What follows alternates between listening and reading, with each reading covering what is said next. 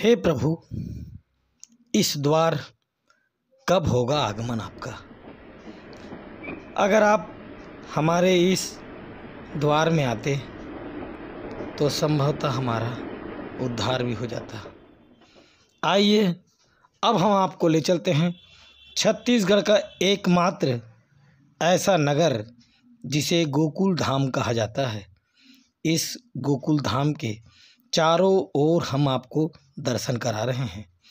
Riddhi Siddhi Lakshmi colony के gutter के पानियों के बीच बसा हुआ यह राजनांदगांव का गोकुल नगर अब अपने उस समय को गिन रहा है जहां पर उसने शुरुआत की थी।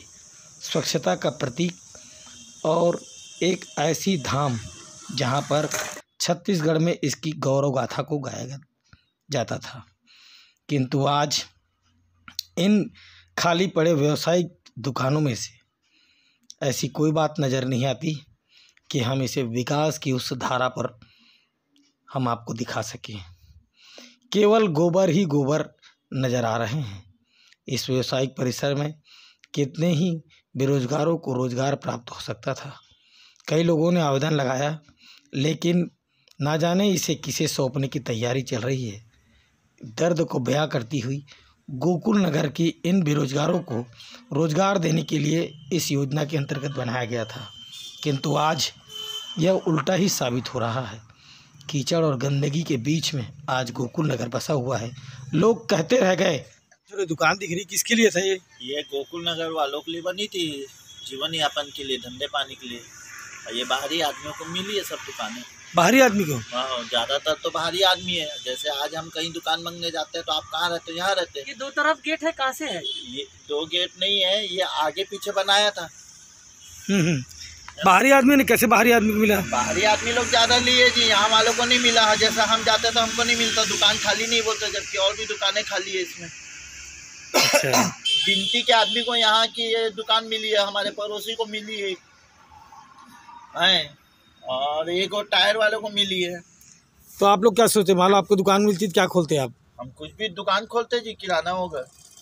ये दुकानें सड़ रही हैं, इधर खुली हुई है, शटर लगा हुआ है। हाँ, तो ये किसी की नहीं मिला ना अभी? नहीं, पीछे नहीं है, आगे ही है। ये पीछे अलर्ट नहीं हुआ अभी किसी का अलर्ट, मगर अब तो खराब हो गया। ये तो खराब हो गया। लगभग 6 वर्षों से बनी हुई इस गोकुल धाम में यह व्यावसायिक परिसर आज शासन के उस नियम के कारण आज खाली है। बसने के बजाय अब यह गोकुल नगर की व्यावसायिक परिसर सड़ने को तैयार है, जैसे इस तरह ये गोबर सड़ रहा है। छत्तीसगढ़ शासन ने भी गोबर को महत्वपूर्ण समझा, मगर गोबर यहाँ पर निष्क्रिय समझ में नहीं आ रहा है। आखिर क्या होगा? नमस्कार, ये है गोकुल नगर राजनांदगांव। और गोकुल नगर राजनांदगांव में जैसे जानते हो कि गाय बछड़े ये सभी दिखाई दे रहे हैं, ये गाय बछड़े हैं। और गोकुल नगर में गाय बछड़े के साथ साथ गोबर भी नज़र आता है। मैं अपने भाई को बोलूँगा कि थोड़ा इधर से लें ताकि गोबर स्पष्ट रूप से दिख सके। ये गोबर है और ये मेन रोड है, और एक गोबर है, और गोबर से लगा हुआ ये नाला है, और नाला के जस्ट बाजू में ये छोटा सा मैदान था जहाँ पर आज गोकुल नगर में गोबर का निवास स्थान बन गया है। देख लीजिए, पानी भरा हुआ है, बदबू मार रहा है। सरकारी बोरिंग है, सरकारी बोरिंग का कोई औचित्य नहीं है, क्योंकि वहाँ गोबर का पानी के कारण गोबरमय हो गया है। और देखा जाए तो ये सोच आखिर किसकी है इस गोकुल नगर में बनाने की, सह दृष्टिकोण किसकी है, समझ से परे है।